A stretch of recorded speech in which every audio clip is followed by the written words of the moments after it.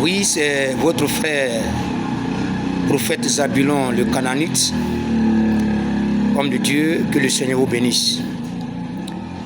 Que le Seigneur vous élève, le Seigneur vous donne tout ce que vous cherchez comme bonté.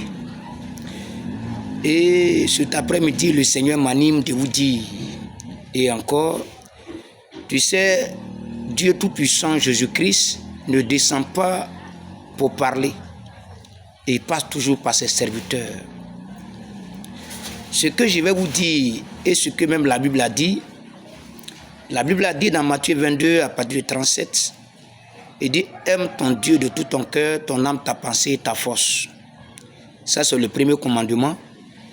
Et le deuxième commandement, oui, qui est semblable au premier, c'est d'aimer ton prochain comme toi-même. Et je dis, je ne fais que répéter la même chose.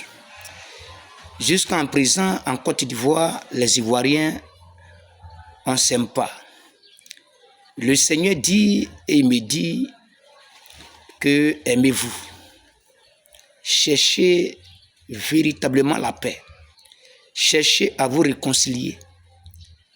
Car il est celui qui frappe.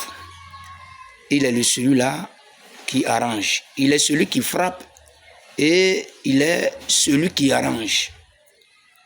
Il dit, il passe toujours par sa serviteur. Et moi, il me dit de vous réconcilier. De chercher une table ronde, asseyez-vous et discutez. De la première autorité jusqu'à la dernière autorité, les hommes politiques, asseyez-vous et discutez.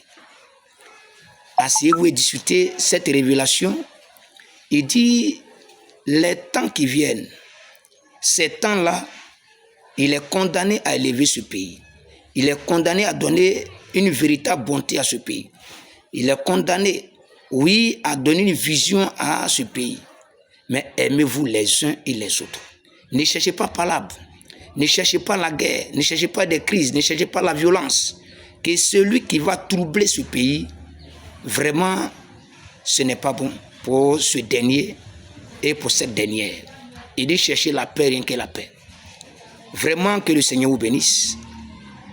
Homme politique, de la première autorité jusqu'à la dernière autorité, que le Seigneur vous garde, que le Seigneur vous protège. Cherchez la paix, cherchez la tranquillité, cherchez la joie dans ce pays. Que le Seigneur vous bénisse et le Seigneur vous garde et bon après-midi.